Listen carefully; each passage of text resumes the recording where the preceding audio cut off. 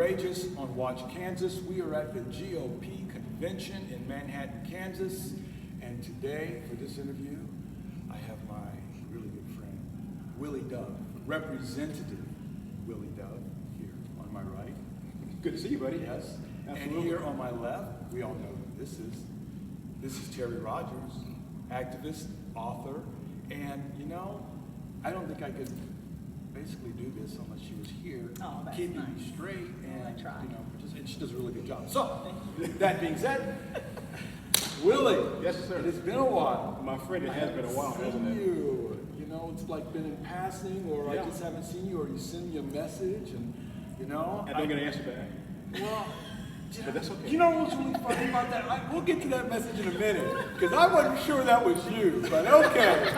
That's good. Yeah. But what are you doing these days? It's interesting that you asked me that, but first I wanted to say thank you for inviting me to be on your show. Be courageous, when you're they a told me courageous man. that you were doing this, I Yes. said, oh my gosh, I gotta go check it out. Yes, indeed. And you are now part of the courageous crew. So That's right. How about that? That's right. You're going to give me a little... Well, yes, indeed. We do have, we have parting gifts. Okay, good. We do. All right. What I'm doing now is I'm working with a couple companies with looking at industrial hemp. Okay. And on the other side of that scale, you have medical cannabis. Now, a lot of people don't understand the difference between those two. They look exactly the same. Industrial hemp plant looks the same as a marijuana plant that will produce the THC that a person would actually be in their prescription that they would use from a doctor for a particular illness or sickness. Okay, well, And that's the cannabis side. Okay. Well, the biggest difference is that medical marijuana has, in many cases, THC component, which some people is euphoric, gets you behind. Okay. Well, some of it does not get you high because there's not enough THC in it in order for that to happen. On the other side of that scale, you have industrial hemp, which has been defined by the federal government as up to 0.3% of THC cannabinoids that are allowed in that particular plant. And if a person would try and use that as a mechanism to get high, they'd be sadly disappointed. So I remember when we were in the House, you worked tirelessly on this bill, the hemp bill. Yeah. I mean, that you were flying to other states. Yes. Yeah. And working on the industrial side Yes. of that and what it actually can be used for. Absolutely. I remember coming into the house and on the desk would be these different products. I was like, yep, Willie's been here. You know? That was pretty cool. So go into that just a little bit here when it comes to the industrial side of it. Well, then we'll get to the other side. Okay. Well, let me just take it back some. When I first decided to run for the Kansas legislature, one of the things that my wife asked me, she's much smarter than I am, had said to me, are you going to go and do the same thing everyone else is doing? You need to have an impact on the Kansas citizens.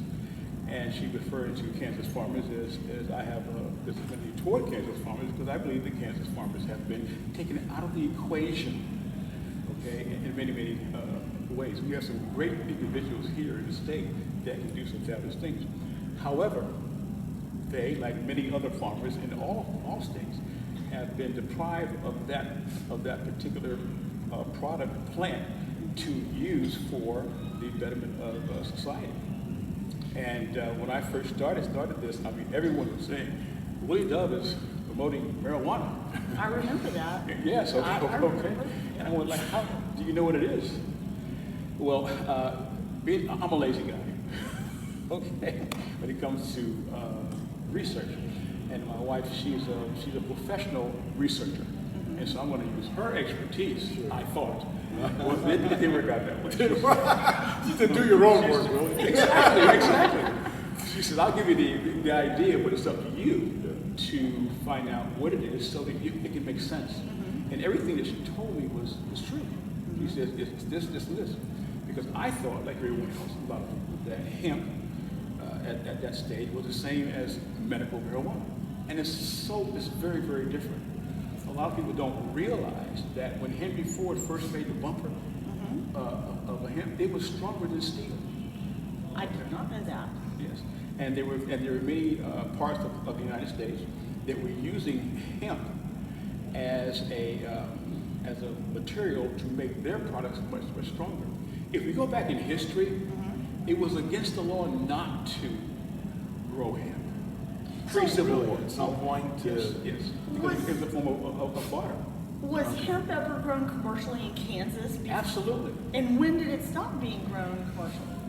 That's interesting. I don't know the exact time period that happened, but one of the things that we see now is if you go into railroad tracks, coming from western Kansas, you will see hemp growing on the railroad track. How did it get there? It got there because we were transporting it from western Kansas to the stockyards, okay? Not stockyards, but the rail station, Yeah. so that they could send it to other places. At one time or another, and Kansas farmers were prolific in growing hemp. It was between number two and number three in the world, putting this product on the market. I did not know that. So, okay, so you went and did all this work on this bill, on the Yes. hemp bill. It passed. Yeah. What's happened since? I know. I know. had boxes of cereal on people's I desks. remember. I told you. I remember. Like I just told you, whenever I saw those things, I was like, Willie's been here, because there would be stuff there, and it was cool though because what you did is you basically were showing by example products that were made from hemp. I mean, you were showing people that it isn't about marijuana that people are smoking to get high. You're talking about the industrial use of hemp, and you're giving a physical example for us to see. So what's happened since with that? Well, let me just go back. Let's go back to one of the products that was put on the desk. One of the products that I put on those desks was cereal. Yes, big box. And they asked, well, I'm not going to take this. And I said to them, I said, why not? They said, because I can get arrested. I said, now think Someone said they're going to get arrested. and think about what you're saying. We're in the state house. Yeah. We're state legislators. Right. And I said to them, do you think that that security would allow me in the building with this? And you see that lost look on their face, so anyway. Willie's trying to get everybody stoned. That's Really what try to we're get doing. them to really get stoned and educate them. That's what you're Because trying to do, is because educate. It really helps. Well, what has happened since then, Tony, and that's a great question, is that we got that bill passed. Okay, We did. and they took it out of the House and it went to the Senate, and it came out as a House Senate bill. Right. Well, since then, we've had individuals within the state of Kansas that have planted industrial hemp, and they've not been as successful. And the reason they've not been successful is, well, there are various reasons. One, the very first year that it was approved, we had this terrible weather, where it was very, very wet, and a lot of farmers got caught up in that. So there was some losses there. The other thing is that lack of experience. That's a good point. Now, exactly. Now, what I had asked the farmers to do is let me know what you would like to do, what you'd like to participate in, and we will bring in the professionals from other states. Sure. And that makes sense. To make it work. Sure. Well, people thought that they could do it on their own. Okay. Well, I don't think it can be done on its own.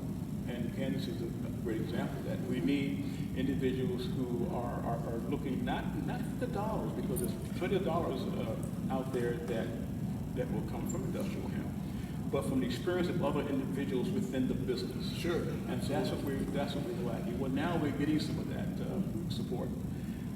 So what is happening now, and it's pretty exciting, is that we've enlisted the universities of Kansas to do research and development on That's a the big industrial development. hemp, That is so they can give us their expertise, Great. so that we can have on-site representation that would tell us this is the type of soil you need, this is what it needs Yeah. to be. So, and in fact, that MOU was just signed by Pitt State yesterday. Oh, that's awesome. Wow. So that's pretty. That's very exciting. exciting. Good. That's good. And the other thing that I'm really thrilled about is that we're in negotiations lady by the name of Juanita Ramos, which is and I, we put together a company called Seabird. And what Seabird has been doing is actually acquiring, no, it's not acquiring. We're actually finding other countries. China, okay, I know China's a bad word in many places, has actually contacted us, and they want to send some of their people here in exchange to learn how to grow it. So the best way, what we're thinking is through the universities. The universities have ample scientists, scholars that know how to make this thing work. So that's what we're presently working on, and it should be a real giant step for the state of Kansas. And it pleases me to see that something like this, that this guy from the streets that was supposed to be pushing marijuana, and now we can change that. And taking cereal. We're trying to change it to industrial hemp, to whereas, people don't know that BMW uses hemp in their automobiles. No. It's used as You're a right, craft most bar people don't know that. because it's very stable. It can be used in concrete, used in carpet. It can be used almost in any material that we have out here. And it's stronger. It's more durable. Well, That's that's awesome. exciting. To be honest, I don't know how to feel about this connection with China, because we have some issues with China. I'm just being honest. I have some conflicts with that. I understand. As long as you know who you're dealing with. We can, we'll save that for another conversation. That's a whole nother Okay, part. that's a whole other thing. So that's the hemp side of it. The medical side of it, you're also working on, right? Yes, we are. Yes, there's a bill in the House now, 2184, that has been, that Representative Barker and I did some work on 2 years ago. And he has been an avid supporter of it because he sees that there are Kansas citizens that need that product.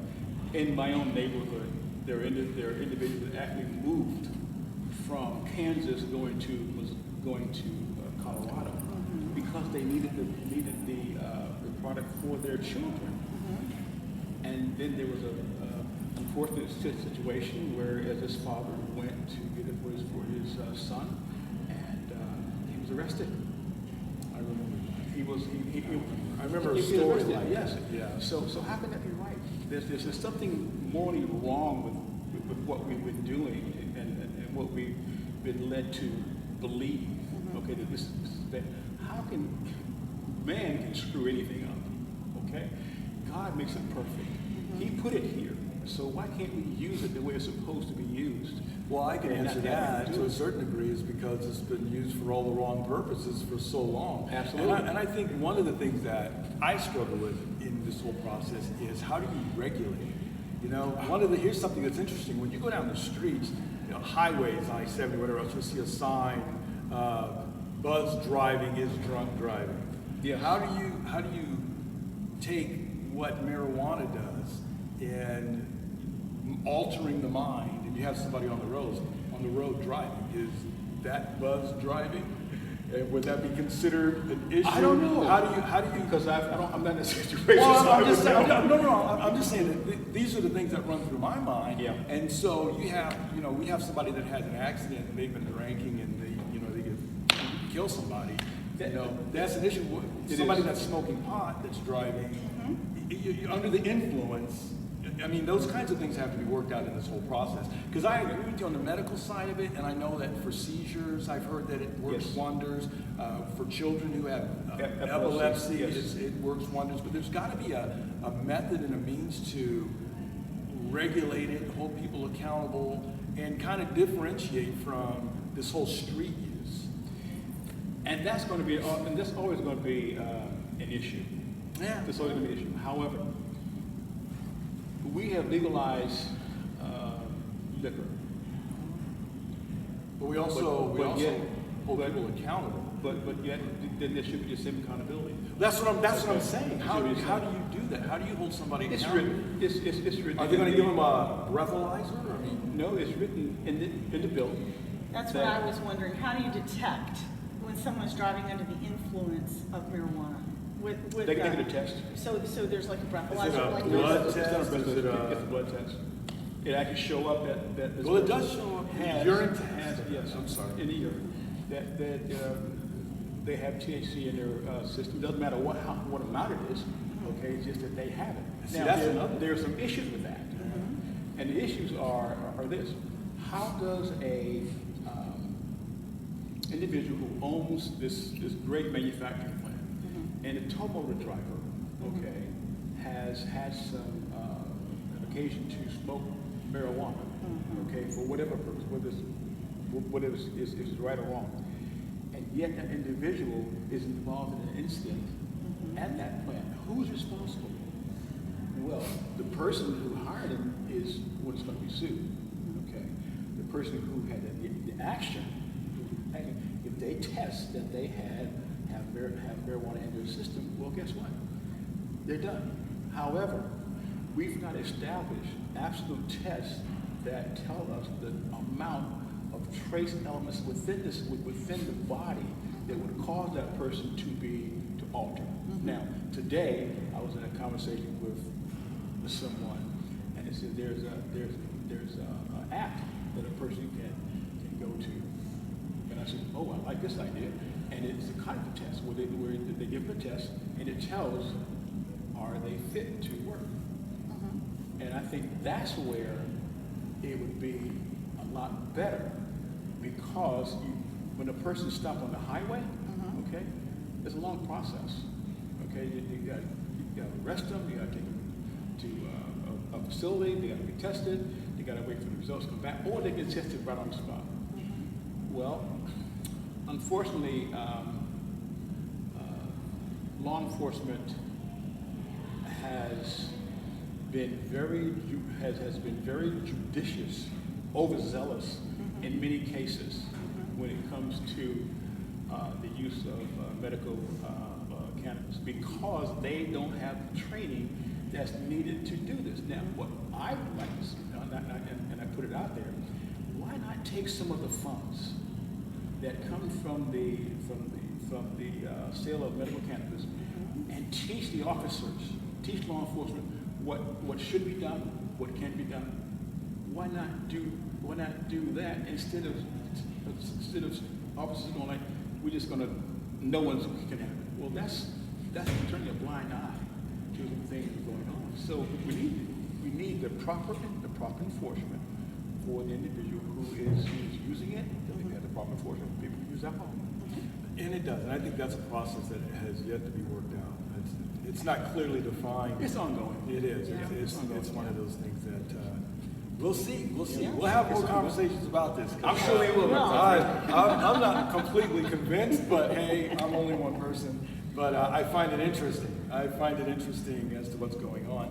Other thing, and I don't have the numbers, but I know Colorado has had an incredible increase on their Medicaid or rolls for people who are using marijuana because it's legal in that state, and they've had some issues there. So we're going to have to do some work here, folks. Okay, I agree with that. So. Yeah, so not to change the subject, but you said I know that there was something, I'm dying to know what it was you wanted to talk to them about. I did. Okay, I was driving here to the convention, and I was thinking about Willie, and I went to a moment that we shared that was pretty awesome, considering the climate of our culture right now. Yes. Right now, we're dealing with the cancel culture. We're dealing with critical race theory being taught in schools and on jobs, and people are at each other on this issue of color, which I think is absolutely ridiculous. And I will fight it tooth and nail. Critical race theory is an absolute pernicious lie.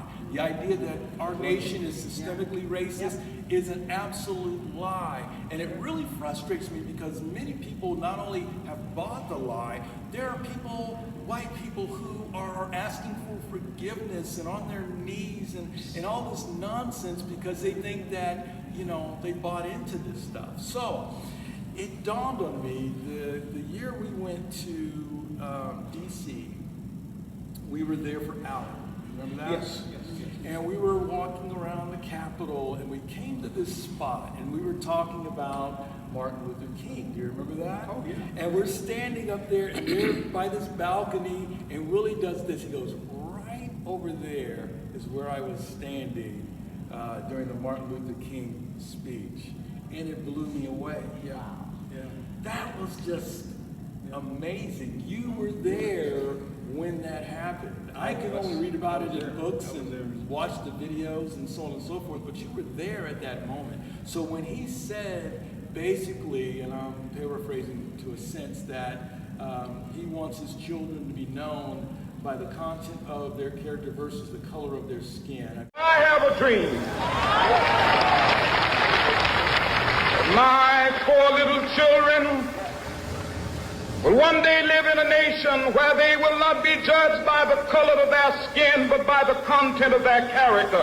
You heard that at that moment, and it just really kind of discourages me where we're at in culture and society today, where that's been flipped. It's the color of someone's skin that matters more culturally than the character of the individual. So I wanted to go back to that moment. It's something that impressed me. I won't ever forget it.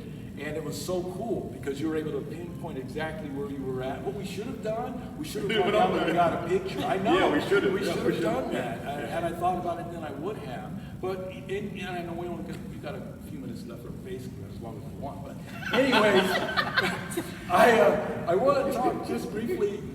What do you see? What do you see from that moment there to now? What do you? How do you view where we're at right now? Oh, Tony, it's discouraging. It really is. I don't mean to get emotional here, but to see what's happened to our young people, to see what's happened to families, it hurts. I was on the front line doing these things, and we look at the way the world is now, and it's nothing like when I grew up. There's nothing like it at all. And so I have I think a first-hand view of what life, I think, should be and the way it is. And my grandmother says something to me many, many times. She says, honey, you can always keep what you've learned. But when someone gives you something, there's a payback. And I don't think that society has learned that there is a payback. And that payback, I think, is your liberty and your freedom.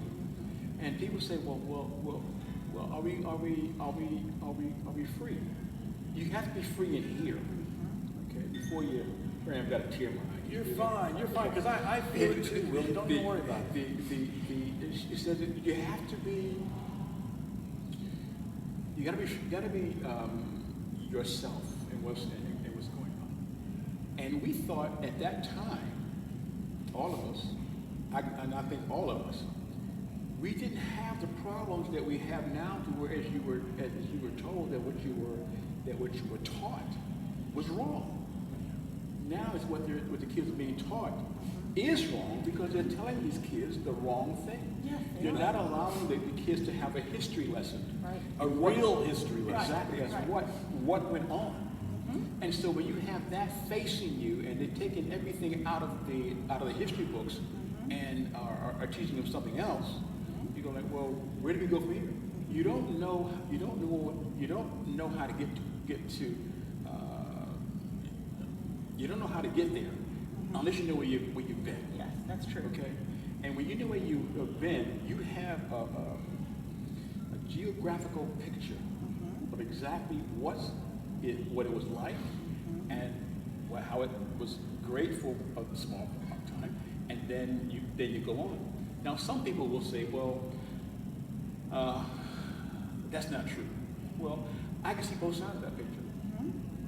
Because I've been, we were poor, and we went to church, and we had our fights with the public schools. Okay, I went to a Catholic school ruled by nuns.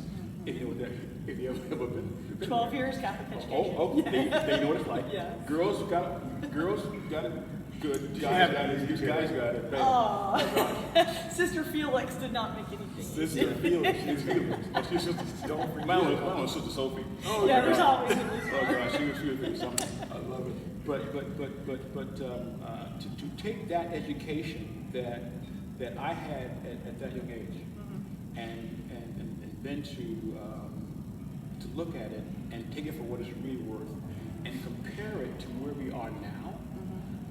We're so far the other side of it. I don't know whether it's right, left, or what, but it's not where we need to be. I give you a good example with the pandemic that we're going through. When you saw a person with a mask, okay, you don't see anything else. Oh, no. But now people are looking through the mask, and you can see the smile in their eyes. Okay, well that's what's in their heart. And now that those masks are coming off, okay, are we going to continue? Well, if I've got anything to do with it, you better believe we are. You know, go back to because- putting a mask and covering your face and all that, which we're going to talk about, but but all that- this whole stuff. That's a very discouraging, separating issue. It is. What's discouraging for me is that we've taken a step backwards. Yes. When I went to my Catholic high school, it was an all-girls Catholic high school. There were about, I think, 120 young ladies that graduated in my class. And there were black girls, white girls. It didn't matter. We were all friends. And now I find out in 2021 that there's systemic racism and that I somehow discriminated against them back when I was in high school. I didn't know that. I just thought they were my friends.